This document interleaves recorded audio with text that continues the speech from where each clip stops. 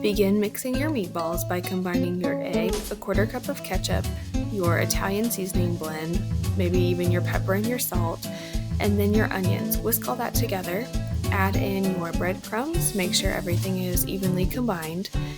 Dip out your garlic and be sure to mix that in well with your seasonings and your egg blend.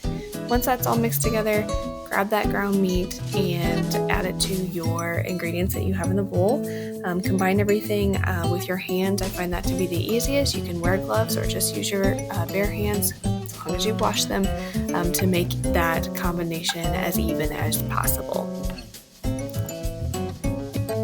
You're now ready to start making the individual meatballs. So grab a small handful. This should make about 16 meatballs. Once you get your individual portion, kind of roll it up, press your thumb into the middle, and put that piece of cheese. Wrap the meat around it, roll it up, press it together, whatever's easiest for you, and place it on the cookie sheet.